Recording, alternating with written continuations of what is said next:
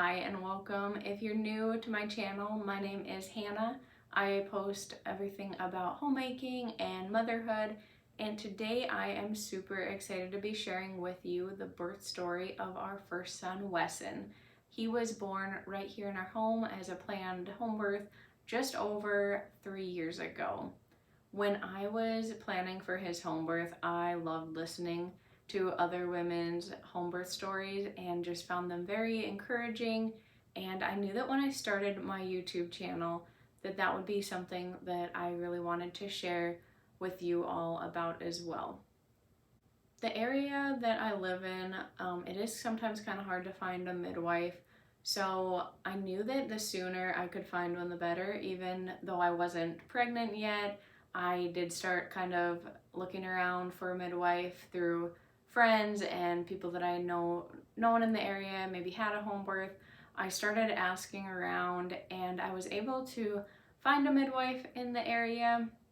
And I think we texted a little bit, but then in the summer, it was actually the year before Wesson was born, we met for coffee, just kind of had a little informal interview, where I asked her a ton of questions, typical first time mom questions, just wanting to make sure that we were on the same page as far as what we believed in about birth and how she was going to handle different scenarios that could come up and different situations that could come up while I was having a home birth. So I was super excited. Our interview went so well. We agreed on pretty much everything. And I told my husband that I think she will be a great fit when we do get pregnant and when we're looking for a midwife. So later that year, we found out we were expecting our first baby, and I was really excited to get to ask her to be our midwife, and she agreed. So around the 12 or 13 week mark is when we probably had our first prenatal appointment, where she was able to check on baby and check on me and just make sure everything was going well. And that continued. We probably met around like once a month or so until he was born. And I just really enjoyed that. The midwifery model of care, it just was so relaxed. She came to my home. We were able to do everything prenatal wise just in the comfort of my own home. I didn't even have to leave for those appointments. I was able to also see a chiropractor, which really helped with some low back pain that I had had throughout, especially the later part of pregnancy. Overall, it was a pretty smooth and uneventful pregnancy up until about 34 weeks. We did have a little bit of a preterm labor scare where I wasn't sure if I was going into labor or not. I was having some contractions that didn't seem to be going away, and we just weren't really sure what was happening. And unfortunately, the town that we live in does not have a NICU, so we knew that if I went into labor and had the baby here in the town that we live in, the baby would be sent to a bigger city, to the NICU, and we really didn't want to be separated from the baby. I didn't want to be separated from the baby right after giving birth. So we figured, let's go in, let's check if this is real labor. We need to get on the road and drive to a bigger town if we're in the beginning stages of labor. But fortunately, it was not true labor. I think I was just having some Braxton Hicks contractions that were not going away as quickly as I would have thought they would have. So I was checked. I had not been checked my whole pregnancy for dilation, but I was at like a 1 or a 2. So we knew it wasn't like I was very far progressed at all. And after about an hour of being monitored, I hadn't progressed any farther. So they sent me home saying it's probably just Braxton Hicks contractions, and if it got any more intense or it didn't go away after a while, like to come back and probably get checked again. But we went home and nothing happened, and we were able to continue to just wait and not go into labor at that point, which was a huge blessing because I was not able to deliver the baby at home until after 37 weeks. I think that's pretty typical for midwives to require you to get to at least 37 weeks just because they want to make sure that the baby's lungs are developed and that the baby can survive outside of the womb without a lot of other like medical interventions. It was almost to 39 weeks when I decided to do a few things at home to hopefully encourage labor to start a little sooner. I drank red raspberry leaf tea, did the Miles circuit. I took a really nice, like relaxing bath. I'm normally not a bath person. I am very much a list person, planner person, and I had planned my whole schedule up until that week. And when we got to that week, I was like, hey, I am clearing my schedule. I finished up some work projects, and then I was pretty much just encouraging my baby to come whenever he was ready. I felt ready. I felt like I was done being pregnant and just wanted to meet my baby. That night after doing the Miles circuit, I really did not sleep very good, which I don't know if it had anything to do with the Miles circuit or the tea, but I just really did not sleep great. And the next day, I had already told my friend that I would go on a walk with her. So I had thought about canceling our walk, but my husband just encouraged me to go anyway. He was like, you're probably not going to regret going. It'll be a good distraction for you to get your mind off of things. So we met for a walk and had a great time visiting. I put in a grocery order for that day. And it is so funny because I was so sure that I was going to be having this baby on this weekend that I did my grocery order different than normal. Instead of normally I would meal plan for the whole next week, I didn't do that because I had prepared a bunch of freezer meals for postpartum, and I knew that our church was doing a meal train for us. So I really did a very different grocery order, just picked up things that I knew that we would need. I really wanted to have a watermelon when I went into labor, so I picked up a watermelon on that grocery order and pretty much just got last minute things ready that I knew that we would want for after having the baby. And later that afternoon, I think my husband was home because it was maybe raining and he wasn't able to work, because that afternoon I had these curtains that I wanted him to hang up in our bedroom, and we were trying to hang up these curtains. I was kind of having Braxton Hicks off and on throughout the day, kind of crampy contractions, and I was probably just really crabby. I remember the curtain project did not go as we planned, and I was just really cranky at him. It was not a good time to be trying to do a house project together, but last minute nesting type projects I think were just kind of on my mind, and I was like, we should get this finished up before we have this baby. And little did I know that we were gonna be having the baby just the next day. So later that afternoon, I think it was after our attempt at the curtains, I tried the Miles circuit again, thinking, okay, I couldn't get myself to stay in each position for 30 minutes the day before, but if this would be what encourages labor to start, I am willing to try it more. So I did it again. I was able to stay in each position the full 30 minutes, and after that I was like, okay, hopefully that did something.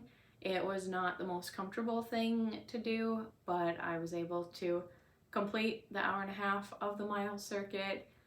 And then that evening we just had what we didn't know at the time was our last evening as a family of two. I think we ordered pizza. That's normally our Friday night kind of tradition, just pizza, hang out. And I went to bed kind of early that night. I think from the night before I was just so exhausted. So I went to bed and I actually slept from about 9 until midnight, which was such a blessing because I was probably so exhausted at that point. Then around midnight, I actually woke up with more contractions, which were probably like pre-labor contractions, maybe still Braxton Hicks. And I kind of just tried to ignore them, sleep through them. But they got to a point where I just couldn't sleep anymore and couldn't really ignore them. So it was probably around like 2:30. I woke up my husband and told him that I was probably in labor, and it's funny because he asked me if I thought these were real contractions or more Braxton Hicks, and I told him I didn't really know, and he was like, I think you're gonna know when it's the real thing. So these are probably just like pre-labor contractions, because he was like, you're gonna know when it's the real thing. I don't think there's gonna be a doubt about them being real contractions or more Braxton Hicks. Then later that morning, he said it was around 5:30. He said that's when he kind of noticed a more visible shift in my attitude and how it was handling the contractions. So that's probably when true like active labor started, was maybe around 5:30. I think we had been awake for quite a while before then, but that's when things probably really started to kind of take off. Around 7, I think, is when we tried blowing up and setting up the birth pool. It was mostly Kyle, but I was trying to just stay busy in the earlier part of labor, so I was kind of helping him set out birth supplies, which, if you don't already know, when you have a home birth, you are required to buy the birth supplies normally yourself. And like for us, our midwife just gave us a list of supplies to order off of a home birth website, and then also a list of things to gather in our own home, like towels and different things that we would need to have on hand for when the baby would be born. So we spent that earlier morning just setting out the birth supplies. Kyle started to blow up the birth pool, and when he went to fill it, we realized that we didn't have the right attachment to get it connected to our shower or the bathroom, any of the faucets in our house. While I was waiting to see if he could actually get the right attachment for the shower, those contractions were really awful. I just was not sure if we were gonna get to have the water birth that we had planned to have.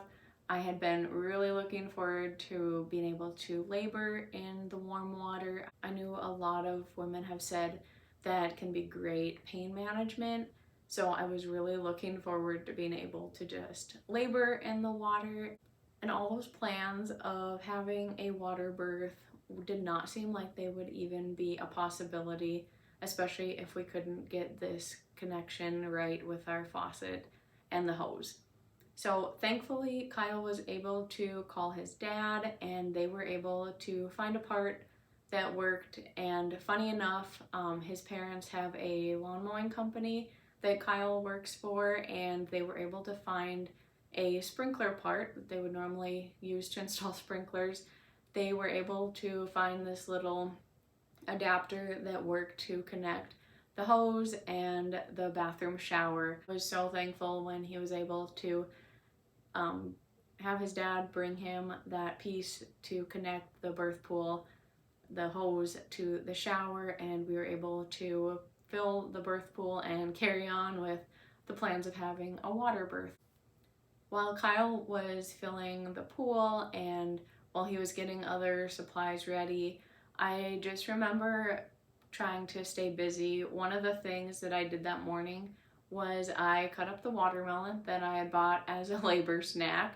And that is probably not the best thing to be doing in labor, because I just had this huge butcher knife. I'm standing over this watermelon, and then when I would get a contraction that would pretty much double me over, I would lean against the sink or lean against the table and have the contraction. I think I would set the knife down, which is probably a good thing. And then I would go back to cutting up my watermelon, snacking on my watermelon. And it was not probably the greatest thing to be doing during labor, but it kept me busy. And I was really glad that I was getting to enjoy the watermelon that I had been waiting to have for this birth. As the contractions got more intense, and when I would get them, I would just normally drop to my hands and knees. I found like that was the most comfortable way to have the contractions, is just to be as relaxed as I could. Way around mid-morning is when I actually got into the birth pool, and the water felt so good. It was so relaxing and really helped with the pain management of the contractions. During my later part of pregnancy, I read the book on the Bradley method, which teaches husbands how to coach their wives through labor and delivery. And I really loved that book. It was really helpful. I actually read it, and then my husband and I did some of the practice sections together. I went through the book and kind of highlighted anything that I thought would be helpful for Kyle, and then I would either read him those sections or we would talk about them. And he was able to be so much more prepared for what labor and delivery would look like and kind of his role in all of that. So that book was really helpful in helping him be more prepared. And also, they had different practice sections where we were able to actually practice him coaching me through relaxing for labor. So we had done the practice sections during the later part of pregnancy, even though we didn't use the specific Bradley method position, which encourages you to be laying down on your side with your arms and legs fully supported by pillows to keep you in the most relaxed position for labor. We didn't use that position, but what we did find was super helpful was just being able to use the same techniques, the same words that they kind of encourage husbands to use during labor. Kyle was able to help me relax even though I was in the birth pool, and I found that super helpful. The contractions in the birth pool actually felt a lot more manageable. Kyle was doing a great job at helping me relax through the contractions. It didn't really feel like we needed anybody else there at that point, so we were just laboring there alone. So around 11:30 that morning is when I started feeling some pressure, and originally we had told our midwife to not worry about coming in that morning. We thought things could take a while, so we asked her just to come in maybe after she had lunch with her family. But when I started having the feeling of some pressure and that, I thought she needs to come in right away. And she lives about an hour out, so we did not want to wait too long and have her miss the birth.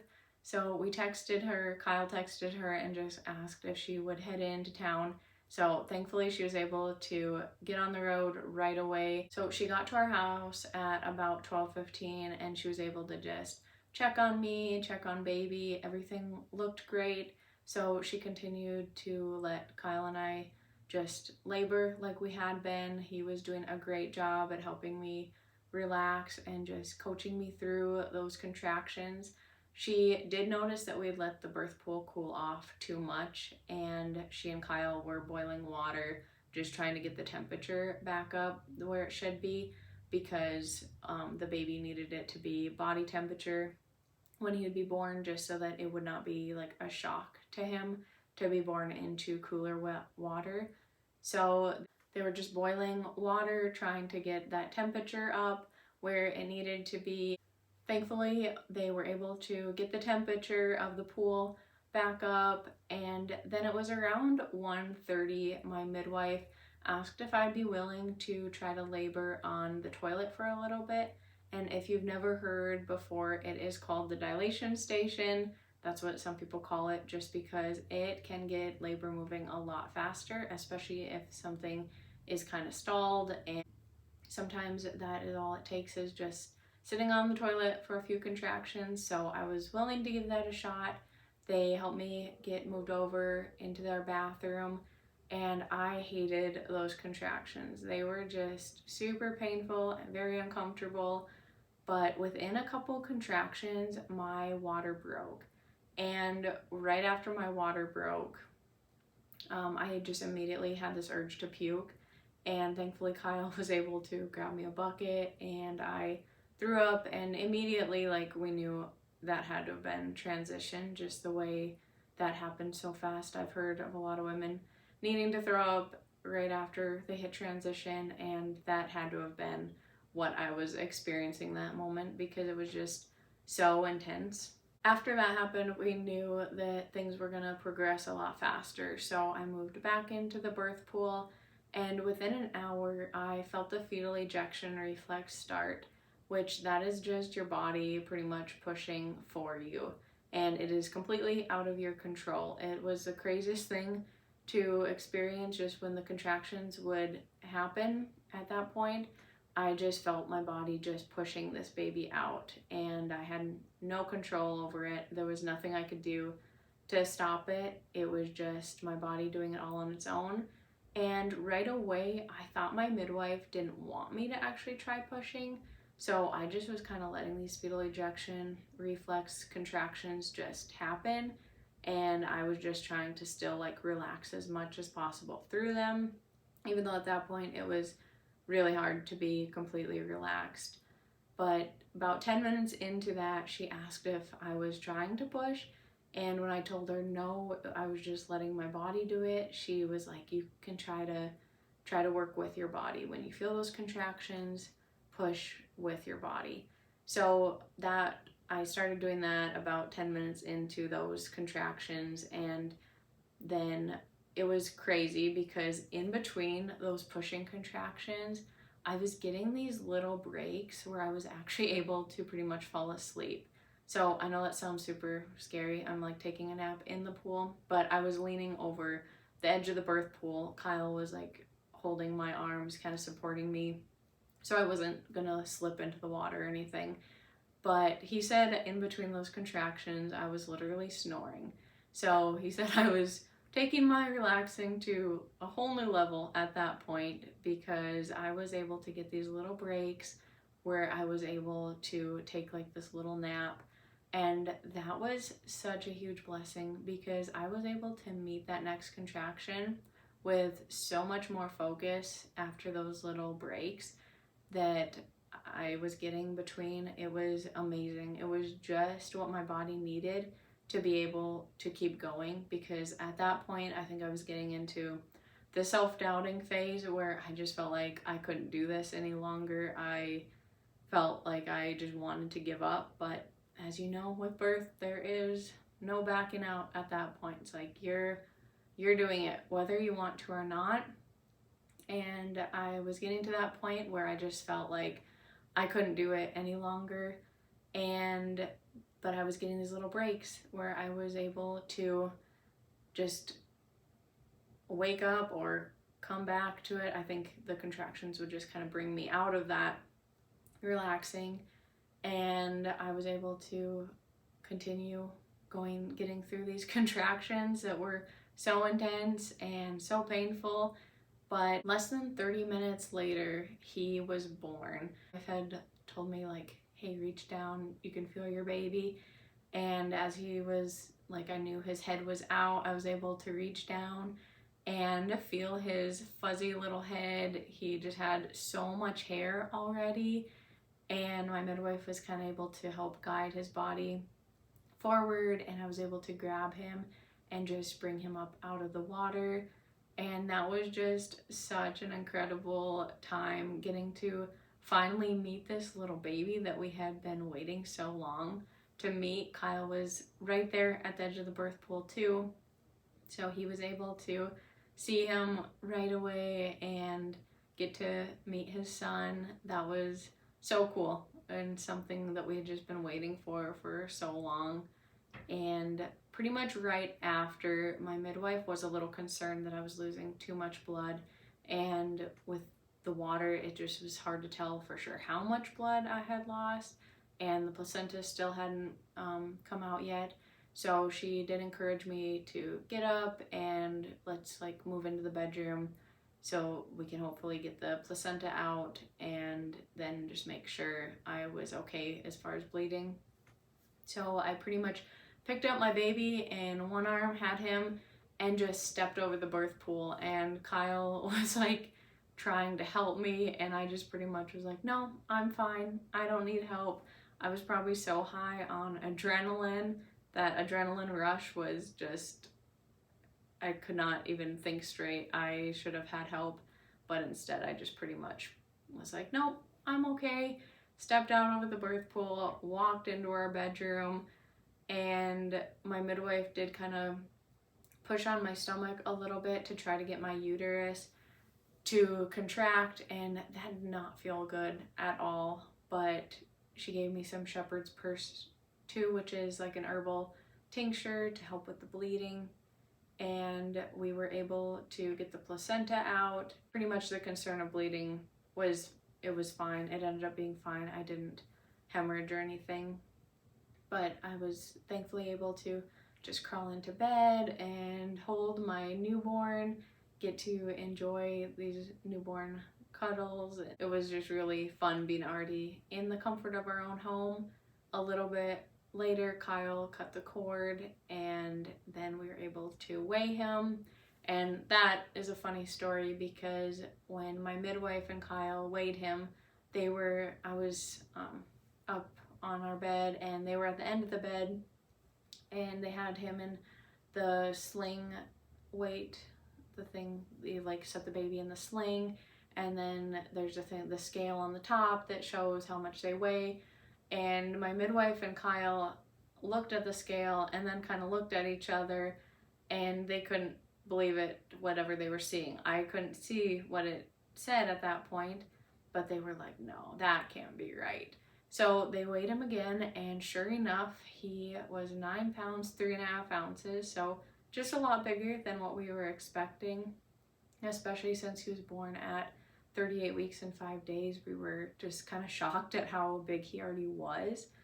But yeah, he was definitely a healthy little boy, and we got to just enjoy getting to know him. He latched right away, so that was a huge blessing that we had no issues with trying to nurse, and we were just so excited that he was finally here.